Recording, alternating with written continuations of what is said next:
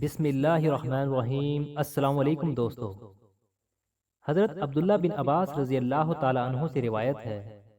کہ رسول اللہ صلی اللہ علیہ وآلہ وسلم نے فرمایا، جو بھی مسلمان فوت ہو جاتا ہے اور اس کے جنازے پر ایسے 40 آدمی نماز ادا کرنے کے لیے کھڑے ہو جاتے ہیں جو اللہ کے ساتھ کسی چیز کو شریک نہیں ٹھہراتے، تو اللہ تعالیٰ اس کے بارے میں ان کی سفارش کو قبول فرما لیتا ہے۔ حضرت ابو ہریرہ رضی اللہ تعالی عنہ سے روایت ہے کہ نبی کریم صلی اللہ علیہ وسلم نے فرمایا، اپنے گھروں کو قبرستان نہ بناؤ، شیطان اس گھر سے بھاگتا ہے جس میں سورہ بقرہ پڑھی جاتی ہے۔ حضرت ابو ہریرہ رضی اللہ تعالی عنہ سے روایت ہے کہ ایک شخص نے نبی کریم صلی اللہ علیہ وسلم سے عرض کیا کہ مجھے آپ کوئی نصیحت فرما دیجئے۔ نبی کریم صلی اللہ علیہ وسلم نے فرمایا کہ غصہ نہ ہوا کر۔ انہوں نے کئی مرتبہ یہ سوال کیا اور نبی کریم صلی اللہ علیہ وسلم نے فرمایا کہ غصہ نہ ہوا کر۔ حضرت انس رضی اللہ تعالی عنہ فرماتے ہیں، رسول اللہ صلی اللہ علیہ وسلم نے فرمایا،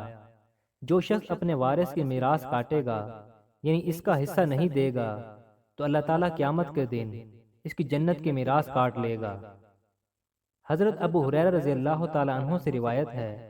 کہ ایک شخص نے نبی کریم صلی اللہ علیہ وسلم کی خدمت میں شکایت کی کہ میرا دل بہت سخت ہے۔ نبی کریم صلی اللہ علیہ وسلم نے ارشاد فرمایا، یتیم کے سر پر شفقت کے ساتھ ہاتھ پھیرا کرو اور مسکین کو کھانا کھلایا کرو، دل نرم ہو جائے گا۔ حضرت ابو ہریرہ رضی اللہ تعالی عنہ روایت کرتے ہیں کہ رسول اللہ صلی اللہ علیہ وسلم نے ایک ایسے شخص کا ذکر کرتے ہوئے فرمایا جو لمبا سفر کرتا ہے، پریشان حال اور غبار آلود ہے، پھر وہ آسمان کی طرف ہاتھ پھیلا کر دعائیں مانگتا ہے، اے میرے رب، اے میرے رب، لیکن حال یہ ہے کہ اس کا کھانا حرام کا، اس کا پہننا حرام کا اور اس کی پرورش حرام سے ہوئی، پھر اس کی دعا کیوں کر قبول ہوگی۔ حضرت عبداللہ بن عمر رضی اللہ تعالیٰ عنہ سے روایت ہے کہ رسول اللہ صلی اللہ علیہ وسلم نے ارشاد فرمایا، کسی کے عیب تلاش نہ کرو، اس لیے کہ جو شخص اپنے مسلمان بھائی کے عیب ڈھونڈتا ہے، اللہ تعالیٰ اس کا عیب ڈھونڈتا ہے، اور اللہ تعالیٰ جس کے عیب ڈھونڈتا ہے اسے رسوا اور ذلیل کر دیتا ہے، اگرچہ وہ اپنے گھر کے اندر ہو۔ سیدنا امام حسن رضی اللہ تعالیٰ عنہ بیان کرتے ہیں